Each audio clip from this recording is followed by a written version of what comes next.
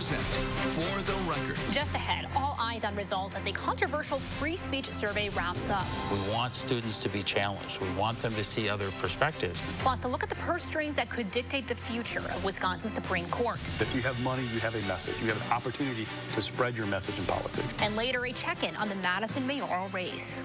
Welcome to For the Record. I'm Naomi Coles. The results are in for a highly anticipated free speech survey of UW students. Thousands responded, with one main takeaway being that most are afraid to express their views on controversial topics in class.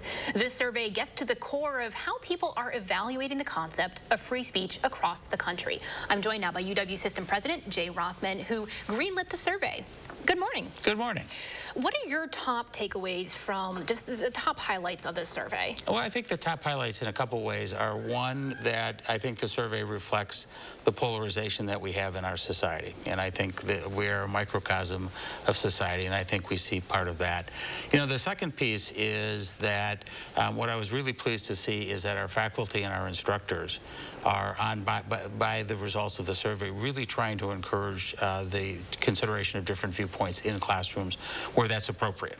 And I think that was a really positive finding. I think, one of the challenging topics is, are students comfortable raising the issues themselves? And we see different reasons for that, whether it be peer pressure, not wanting to disappoint your fellow students, or have them disappointed in you. I think that's a challenge. And those are issues that it's great. We need to talk about them. We're not afraid of the truth. We have to understand where we're at and what we can do to get better. But I think there's a lot of really good things going on. I think the survey reflected that, and it also provided us opportunities to improve. And that's what we're focused on. How do you act on results like that? What are the actionable steps to take after getting these results in? I think part of it is we started that process earlier this week when we sat down and we had a panel discussion after the survey results were released at UW Oshkosh, where we had faculty members and members of the legislature there on both sides of the aisle, talking about what we can do. Part of this is simply raising the consciousness. Is it an issue? If it is an issue, how do we deal with it?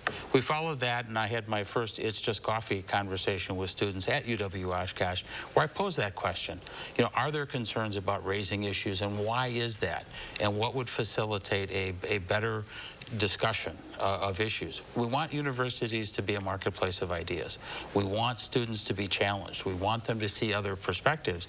And in order to do that, we have to have those ideas and those views expressed in our classes and across the university, not just in the classroom, because so much is learned outside of the classroom as well in that university experience. We want that freedom of expression to occur. There's a lot of it going on. Our goal is to how do we make it better, and that's what we're focused on. Now, we have to touch on that this has been a controversial survey from the start.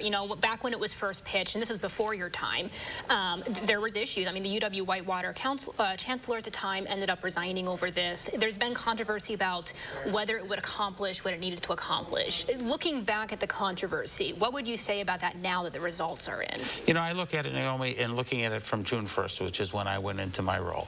I believe strongly, it's one of the reasons that I took this job, is that the freedom of expression and having civil dialogue flow from that is really important. So we started and looked at where the survey was. We continued to work with the people who were putting it together, and we had great experts within the university. We consulted with people outside of the university, the university system. We consulted with chancellors. We consulted with shared governance to get a survey that was really focused on getting results that were statistically relevant.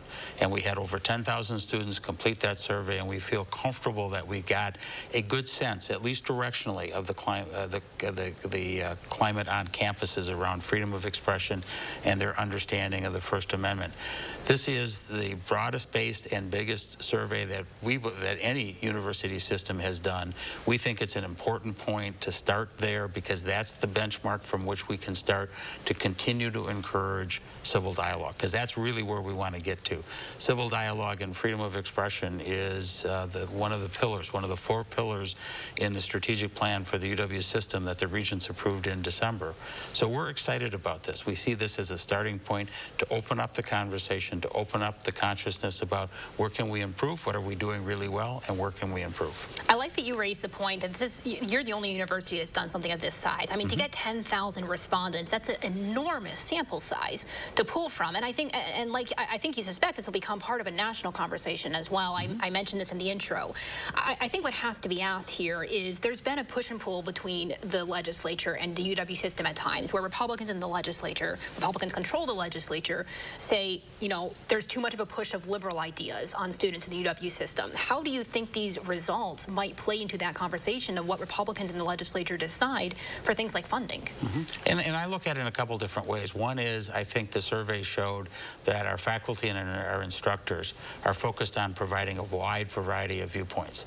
You know, the educational journey is to help people think critically and creatively, allow them to analyze information, and allow them to determine truth from falsity in terms of the ubiquitous amount of information they're getting at. I think our faculty and our instructors are doing a really good job of that. So, you know, we're here not to change students' minds. We're here to give them various perspectives and let them make up their own mind. I think that's a critical point on that.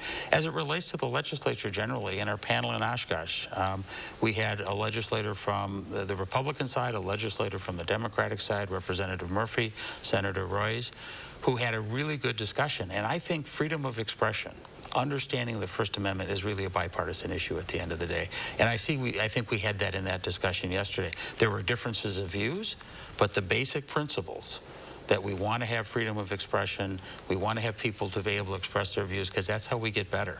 If we don't have that, you know, the issues that are faced by our state, by our nation, by the world, are nuanced and they're complicated. They're not going to be resolved by sound bites and tweets. They're just not. We need to have deep discussion, passionate, you know, vigorous debate, yet civilly, where at the end of the day, hopefully we find a solution. Hopefully we find where we have consensus. And on certain points, we're going to have to agree to disagree, and that's okay. And we want to be able to teach our students that that's okay. And that's really part of this entire process. The survey is just a part of what we need to do. We're going to take it from here. We want to be leaders in the state and in the country around freedom of expression and civil dialogue. So again, it's one of the benchmarks of our strategic plan. We're focused on it, and I'm excited about it. A better point could not be made.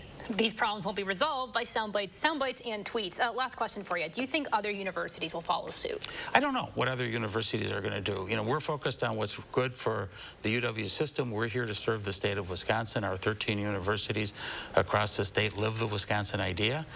This is good for Wisconsin. We know that. I think the participation we had on our panel discussion yesterday reinforced that. And I'm looking forward to furthering our efforts to take what is already great and make it better. And that's what we're going to do. President Rothman, thank you so much for your time. We Thank you. appreciate it. All right, and just ahead, a look at how money is likely to pour into the state Supreme Court race right now, even in its primary.